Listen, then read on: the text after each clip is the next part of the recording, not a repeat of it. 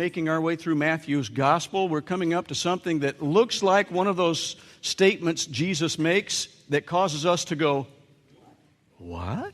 How could he talk that way to this woman? So we're going to look at that today. My wife, Joy, was in Southern California on a trip with her grandmother, her mother, and her aunt. Way back early in our marriage, they drove out to California from Arizona, where we lived at the time. And Joy is wired differently than some of us.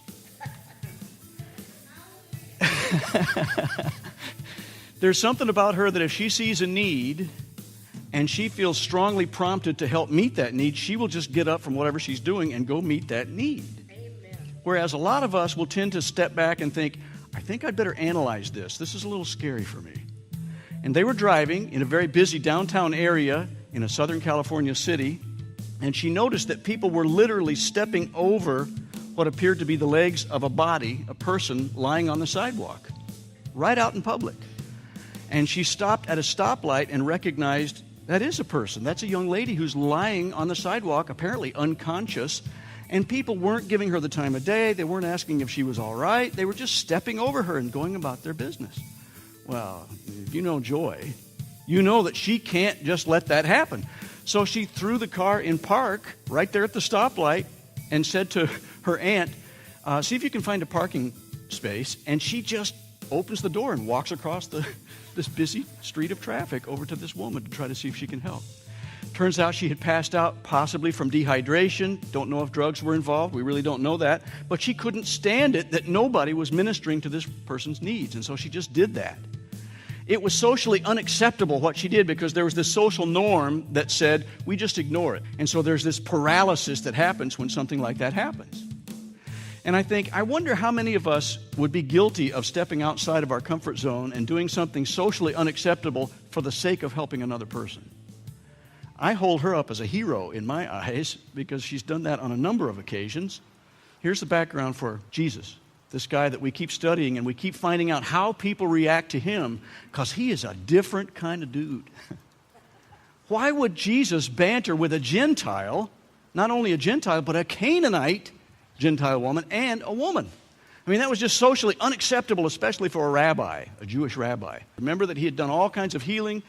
People were flocking to him so that he couldn't even really stay in one place for very long. He was taking this to the masses, and the masses would clamor around him and try to get healing, which he was doing. Tried to sneak off and get across the Lake of Galilee for a while and find some solitude, some seclusion. But the people followed him over there, even on foot. They went around the lake and found him and wanted to do more ministry. So then he sends his disciples across the lake. He goes up into the hills trying to look for some places to pray. He comes to them by walking on the water, not swimming in it, but walking on it. And that's where Peter has that building of faith experience. And then we see that leaving that place after they had finished that incident, he withdrew to the region of Tyre and Sidon. Now, to give you a clue about where that is, it's located probably, Tyre would be maybe 30 miles northwest of where he had been. It's over by the Mediterranean seacoast. So it'd be off to the left. Kind of like if we were to go over to the west coast of Michigan, over at Lake Michigan. So that's where they were going. It was probably have taken maybe a 3-4 day journey. I mean, he really went out of his way to get out of his way and out of the way of all these people. So this meant that they were really in Gentile territory. Sidon was probably another 20 miles, so it was like 50 miles away from Jerusalem or around the area in that northwestern side of the lake. So they're way up over here. This is a place that probably, I don't know if he was thinking, man, this is like dirty soil, defiled soil. This is Gentile soil. So the real hard-nosed Jews, those people like the people that came out in last week's episode when they came looking for him, trying to inquire, what are you doing? And why don't your disciples wash their hands? And some of the other things they were accusing him of. They wouldn't even want to step foot in this region because that unrighteousness from those Gentiles would rub off on their feet. And then they'd have to go through a bunch of cleansing rituals like we talked about in order to become ceremonially clean so they could worship correctly. So maybe he's thinking, man, I'll put myself so far out of their way that they can't even think about finding me, and they wouldn't want to even if they could. I don't know if that was what he was thinking or if he was being purposeful, which is probably the case, because he's always teaching, and he's about to teach us something very purposeful as well. A Canaanite woman from that vicinity came up to him. Now, think about that. You've gone way out of your way, 50 miles out of your way. And you're thinking, finally, we have a vacation. I just want to sit in an Adirondack chair and look at the seagulls for a couple of hours, this is going to be so good. Maybe read a good novel or something. And this Canaanite woman, who clearly has heard the buzz which has spread, people must have been on Twitter about all these things that's been going on, or their socially acceptable version of Twitter, which means it was gossiping. She comes to him and says, Lord, Son of David, have mercy on me. My daughter is demon-possessed and suffering terribly. And I'm thinking, if I'm Jesus, because I'm a human being, and I reach my limit, I'm pretty compassionate some of the time. But I reach my limit. You just get so exhausted after a while, you kind of feel a little bit like a cell phone charger, and everybody you meet is plugging into you. And it's sucking the life out of you. And I imagine that may have been emotionally draining for Jesus to meet all these needs, not to mention the spiritual drain upon him. And yet there's this woman, and she's wanting something from him again. So what would we do in that situation? I just have to wonder, where would I be with that? I wonder if I would gather a couple of my henchmen around me, my bodyguards, and say, okay, we need to go off where nobody can find us, and you need to kind of deal with this woman. Just see if you can find a place and say, make an appointment for next Monday. I'll be back in my office on Monday, but don't. But he didn't do that. So how does she refer to Jesus? Let me ask you. See that title? Lord, Son of David. Remember from our study, that's not a casual, like Sir or Mister. That's a big deal.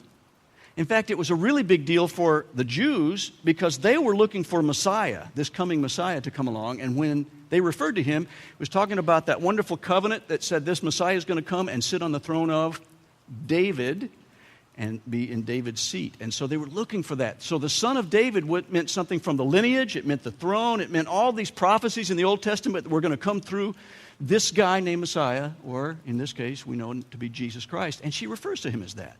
And yet, she's not a Jew. Interesting, isn't it? The Pharisees of the Pharisees, the people who knew the Old Testament scriptures like crazy, were doing everything they could to discredit Jesus and find fault with him because he was breaking the laws of man. And yet here's this Gentile and a Canaanite, for Pete's sake, arch enemies of the Jews, and she's referring to him by the messianic title, Lord, Son of David. Interesting, is it not? She's more readily accepting of his messiahship than were the Jews. So how does she refer to him? Son of David. Why is that significant? She was a Gentile. She says, Lord, have mercy on me.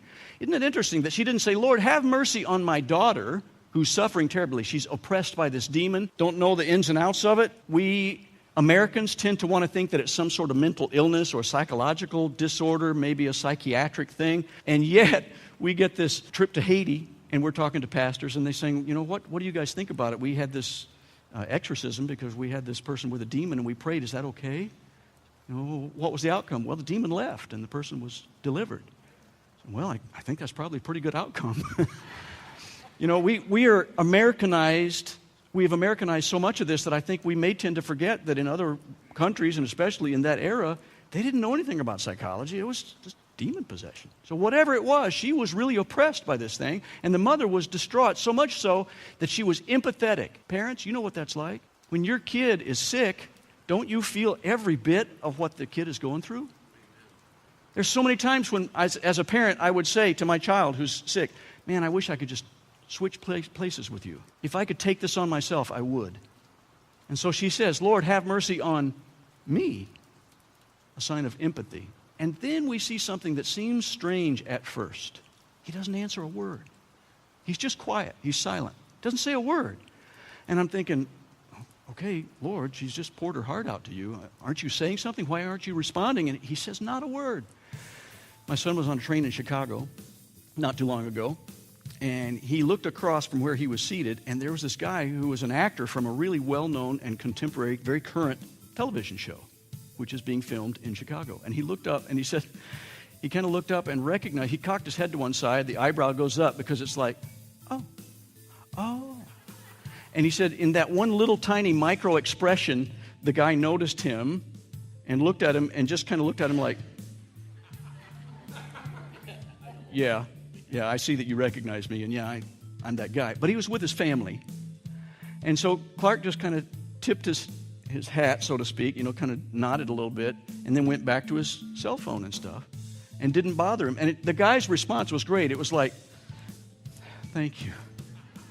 Because I'm sure that famous people get really weary of other people trying to latch onto them for something, whether it's an autograph or a selfie or something. And he was with his family. He didn't want to be bothered.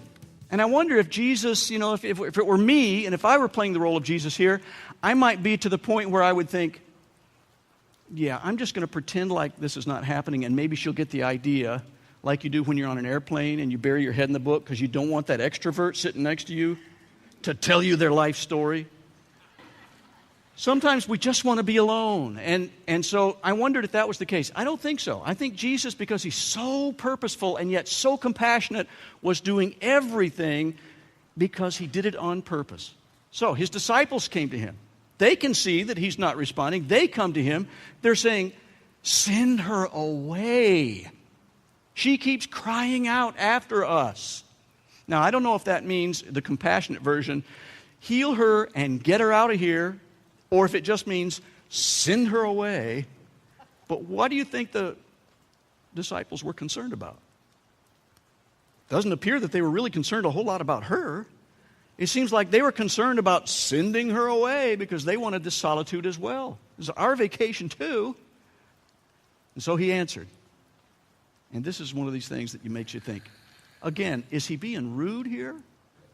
That's how I would. What are you saying, Jesus? He says, I was sent only to the lost sheep of Israel. Sounds rude? Except we know about chapter 10. We studied that.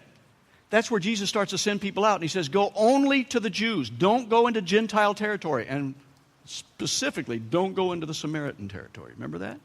So that's his mission. He knows his mission. He's going to send people to the Jews first, and then we find out, and then to the Gentiles, because that was his mission. She doesn't know that. This lady doesn't know theology. She hasn't read the New Testament. Of course, it hasn't been written yet.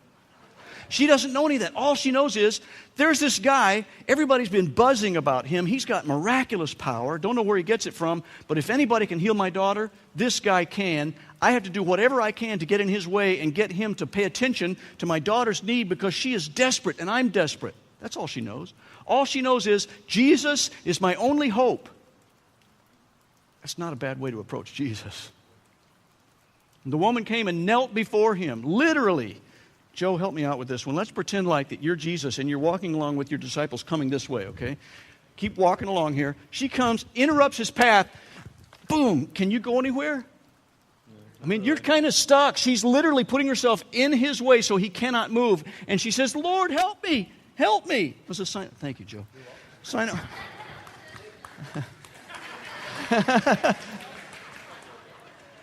I see that I loved what Dr. Patton said when he was teaching us about putting inflection in the voices that we hear in the Bible because you're trying to read through the context, what might this have been like?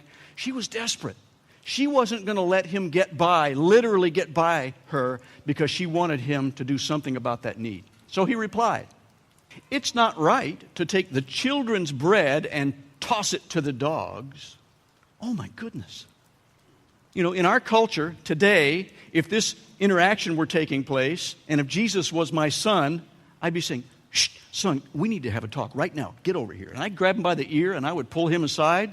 I'd say, you're being so rude. But we have to know something about this. First of all, we know he is Jesus, and we know his character, so we know he's not a rude person. Secondly, we need to know a couple of other things, because it's going to make a difference. First of all, the children equal Israel. The children of Israel. We see that being referenced several times when he's saying, it's not right to take the children's bread, the children of Israel, and give it to the dogs. So if that's the case with Israel being the children, who are the dogs?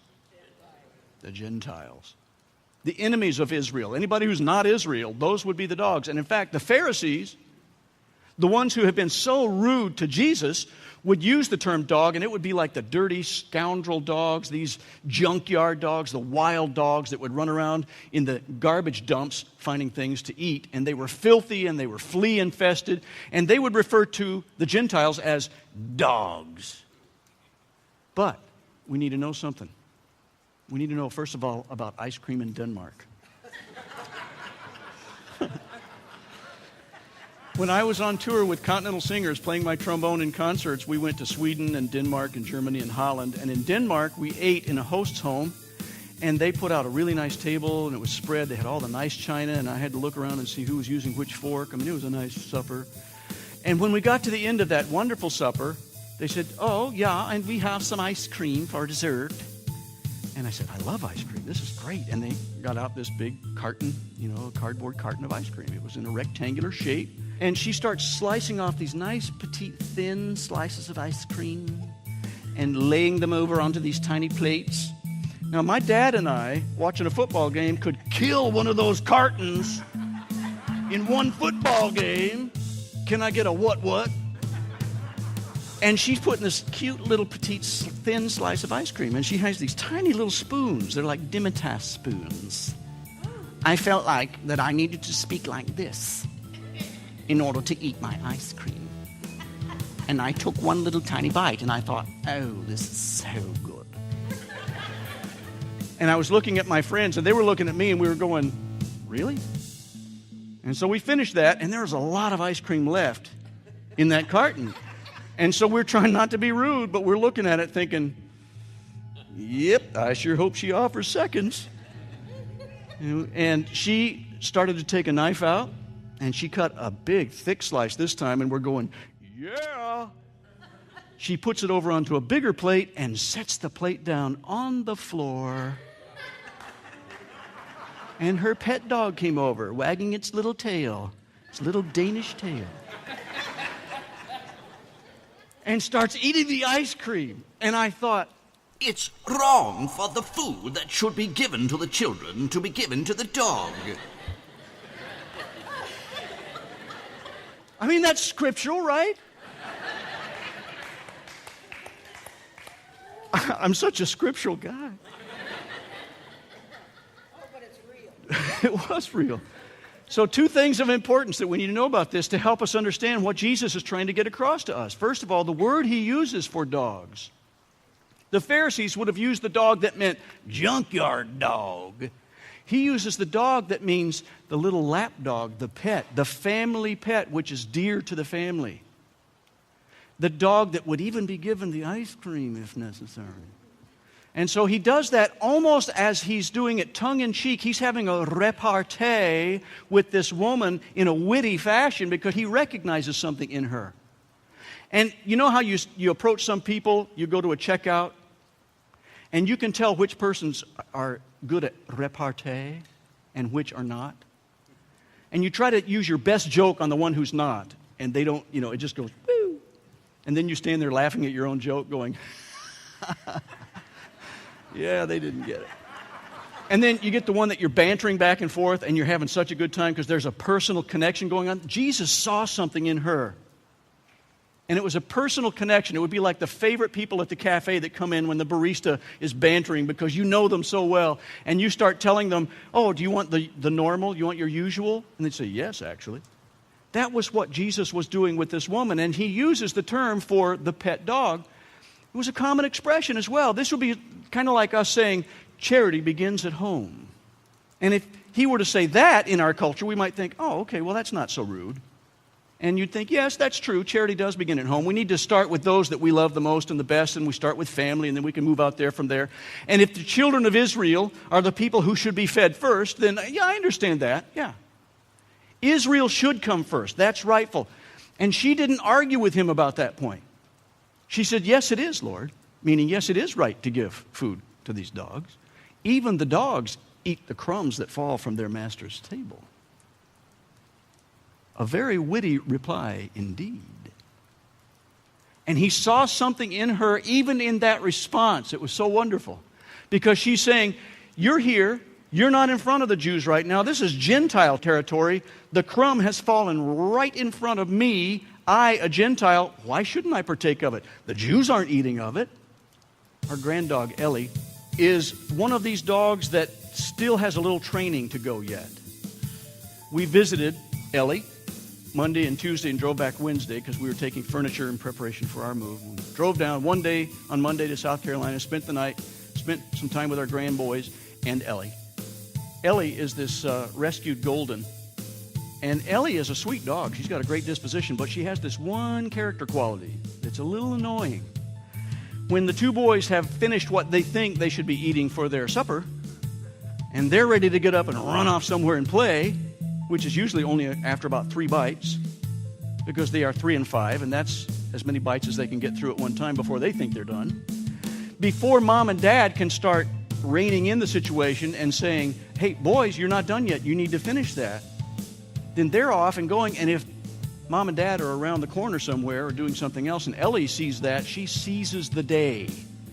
If dogs could talk, she would be saying, carpe diem. Because she'll get her 2 paws and get right up on the table and start saying, I'll finish it for you. You're welcome. And so they have to shoo Ellie away. The children should eat that food, not the dogs. And yet, what this woman is actually saying is not that she's being rude. She's not trying to horn in on the food from the children of Israel. She's saying, yes, they should be fed, and that's right. And I do agree with that. I'm not disagreeing with you on that point, Lord. But I still think that if they're not going to partake of that food, why shouldn't even the dogs eat, the pet dogs eat from some of the crumbs that are falling? And Jesus says to her, because of her response, woman, you have great faith. You can put the inflection in his voice because of what we know, the expressions they would have used, the words that they would have used. He was giving her a super duper personal compliment. He's saying, oh, dear woman, you've displayed great faith in the way you responded to this. Basically, he was saying, I was testing you. This was a test. That's why he was silent at first. He was testing her faith. He wanted to see how she would respond. And then when he said this thing about the children of Israel, he was testing her, and she passed the test. Your request is granted, he says. And her daughter was healed at that moment. Boom. She got a request. Now look at this. Here's the principle. God blesses those who acknowledge his power and authority. The Pharisees didn't. They were putting all of their faith in their own man-made traditions and legalistic rules that had nothing to do with the commands of God. They had perverted God's commands, in fact, and had turned them into something that was so weighty that nobody could stand up underneath them. And Jesus is trying to lift the burden of the weight of man-made rules and saying, no, you need a relationship with a living Lord. You need to know God personally, and I'll lift that weight from you. And if we'll acknowledge that and say, Lord, I'm not worthy of anything, but I'm certainly going to eat what little food you put in front of me. Even if it's just a crumb, that's okay. Could this scenario have turned out differently? Wow, I sure think so. What would have happened if she had gone off in a huff after he was silent the first time? When she had begged him and said, Lord, Son of David, have mercy on me. And he doesn't say a word. My dad and I were driving one time when he was still alive. We were going to check out the seminary that I wound up attending. And we stopped at this little cafe on a road in New Mexico going to Texas from Arizona. And we sat down at one end of this long bar in this place. And there were 3 guys standing right down there. It looked like they were open for business. And we sat there and we were looking around. We sat. About 10 minutes went by. My dad says, well, I guess they don't serve foreigners here. And so he said, I guess we need to go down the road and find something else. So we wrote a little song about it in the car after that. And sorry, we don't serve no foreigners here. We just serve the local boys their beer.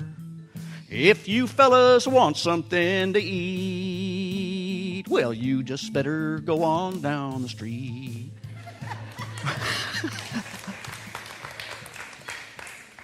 And she could have been that way. She could have sat there for a while and said, well, I guess he's not interested, and she could have gone off in a huff. No big deal. And written a song about it. How do we react when God tests our faith? How do we react when he is seemingly silent? We've been bombarding him. And maybe when he tells us the first answer, it's not the one we wanted to hear. Could she have gone off in a huff after he had said, you know, it's not right for the bread that's reserved for the children to be given to the dogs? She could have said, well, and gone off in a huff there. But she didn't. Do we do that when Jesus answers our prayer request in a way that we hadn't anticipated? No, I didn't want that answer. I want this answer. What if the answer is no? Job's trials. You know, Job went through all these exhausting trials. He lost so much. He lost family. He lost his livestock. He lost everything. And yet he didn't give up on God. And essentially we're hoping that by the end of that book we're going to have the answers, you know. He's asking these questions about the answers, and that God's going to give him this great sermon, and it's going to map everything out, and he's going to finally find out why. And in a sense, all he says is, I'm God. You're not. Are you going to trust me? Even if you never learned the answer why, are you still going to trust me? That's Job. 3 things that are true about this woman. First, her problem would not have been solved if she had not approached Jesus. It's okay to approach Jesus when we're just a mess. He accepts messy people. What's wrong with this statement? My faith got me through this. Sounds like a good statement, doesn't it? You hear people would say, yeah, my faith got me through that. What's wrong with that? Faith in what? Faith is only as good as the object of your faith. It's only as good as the person you're placing your faith in. And if somebody has faith in faith, they're in for a surprise. This person knew the object of her faith, and it was in the person of Jesus. If we have faith in Jesus, Jesus got me through this, not my faith. Faith is deliberate confidence in the character of a God whose ways you may not understand at the time. So says Oswald Chambers. You might not even understand it at the time. But we say, okay, God, you give, you take away, blessed be your name anyway. I trust you. Even though I don't see the answer yet, I'm still going to trust you with this faith because I know your character. I know you care about me. I know it because you gave your life for me. That proved it. And therefore, I can trust you, even though I don't have the why yet. Number 2, her problem would not have been solved if she had not persisted. Persistence in prayer is a good thing. My mom called the Department of Natural Resources one time when I was a young boy. We had 2 fences right next to each other with about a foot in between those 2 fences in the backyard between our yard and the Archer's yard next door. Unfortunately, some skunks decided to build their nest and start having babies in that space between the 2 fences in our backyards. That was a problem. My mother didn't know how to solve that problem, and she started going through all these government agencies saying, well, who do you recommend? Well, try calling them. Okay, I'll call them. No, you need to try some. She got round robin. She finally got the Department of Natural Resources, and she was so persistent that finally the person thought she'd put her on hold, but they hit the wrong button and only put it on speakerphone. The guy yells across the office, says, it's the skunk lady. She got a reputation. Why did they know her as the skunk lady? Because she was persistent. That was about her 5th call to the DNR. They finally sent a guy out with a live trap. And they trapped the skunks and then hauled them off somewhere else. I don't really care to know where. My father's prayer was persistent. He prayed literally for probably, oh my goodness, it was decades. He was probably 22 years old when he came to faith in Christ. He'd just gone to college. His own father was not yet a believer in Christ, and he said, I want my dad to be with me in heaven forever because I love my dad, and he doesn't get it yet. And I don't want to be rude, but I want him to have what I have because I love him. So he prayed for his father, my grandfather, for years, decades. Finally, in his 80s, my grandfather said, I need Jesus. That's persistent prayer. Thirdly, her problem would not have been solved if she hadn't humbled herself before Jesus. Did you see what I did before Joe? I humbled myself before you, my friend. And yet that's what she did, not just as an act of servanthood to bow down to him, which she did, but she humbled herself in her attitude, even in the response she gave to him. That was a humble response. She didn't argue with him. She agreed with him. Yes, Israel should be the first. But if Israel refuses it, why shouldn't I have some crumbs? God opposes the proud, but shows favor to the humble. James writes that, and he's quoting from Proverbs. He opposes the proud, but he shows favor to the humble. And man, did he show favor to this woman. In that instant, he healed her daughter. That had been such a difficult time for all that whole family. So here's the thing. How we approach God really does make a difference. How we approach God matters. I went before a judge when I was 16. There may or may not have been a speeding ticket involved. And they gave me a wonderful opportunity to go to a class that they offered for people who needed to learn how to drive more safely. And I did that, and I attended the class all day long, took copious notes, took the test at the end of the class. I'm happy to say, passed with flying colors. Thank you very much. They gave me a little certificate and said, you may now present this to the judge on your hearing day.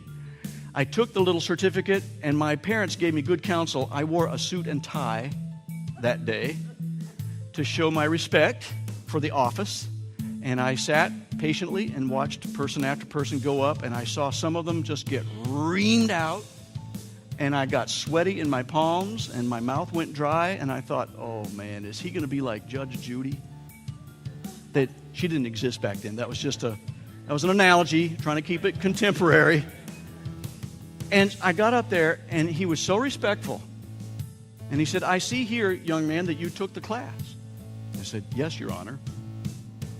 And he said, I am proud of you for doing that. Say, what? Yes.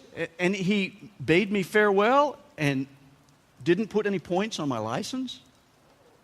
And I danced out of there, and so grateful for a judge that showed me such respect. Do you know why I think that was so? The way I was dressed, the way I treated him, I showed him deference in the way I called him Your Honor, all that kind of stuff. And some of the people before me were not that way. God gives blessings to people who recognize His authority and fear Him with a reverential fear. There was another guy that we saw in a courthouse, was the exact opposite of my experience. In fact, the judge saw something we didn't. He saw him whispering and, ha-ha, nudge, nudge, wink, wink, ha-ha, this is so funny. He saw the guy's demeanor. He saw his attitude from the bench. We didn't see that. And then we saw the guy excuse himself, and he ran to the restroom. In the middle of these hearings, even before his name was called, he got back from going to the restroom, sat down again, some more nudge, nudge, wink, wink. And then the officer, the bailiff, called for the next person. It was this guy, and he stood up. And the judge said, I want you to do something for me, young man.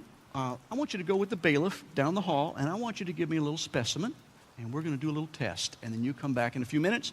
I'll hold this to the side so you don't have to wait any longer, and we'll pick up your case as soon as you come back in. And he said, okay, thank you. Bailiff took him down the hall, came back again. 5 minutes went by. He saw another case, pronounced his judgment on that case, sent them away, saw the guy came in, picked up his case again, opened it up. He looked at the piece of paper that his assistant had handed him, and he shook his head. He said, young man, you've just shown that you went to the restroom and took cocaine in the courthouse. Take him away. He went straight to jail. That guy was so disrespectful, and the judge knew that, and he saw something going on.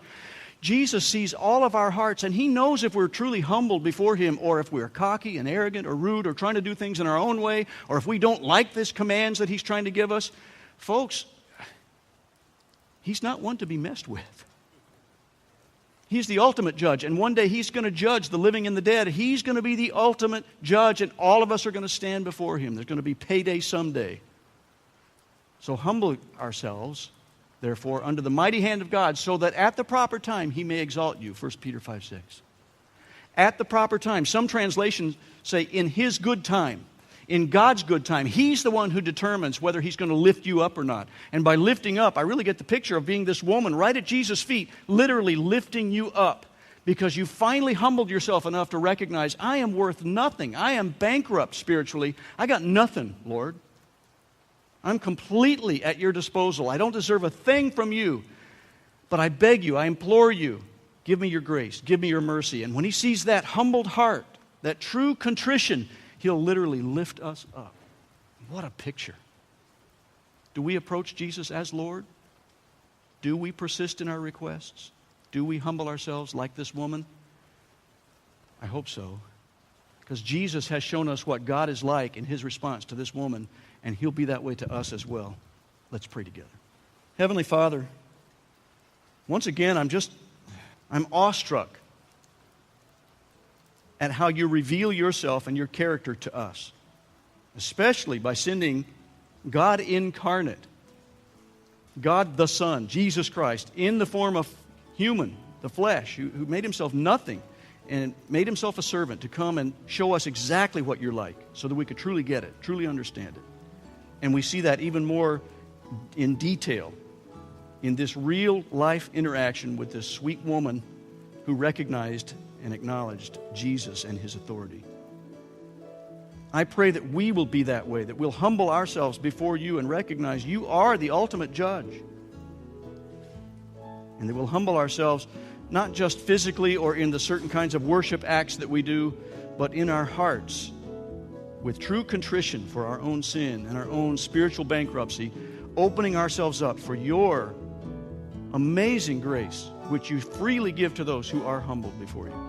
And we thank you for that grace, because it's because of that grace that we can truly have salvation forever and be in your presence. Thank you for what you're going to do in our lives as we do that. We pray in Jesus' name. Amen.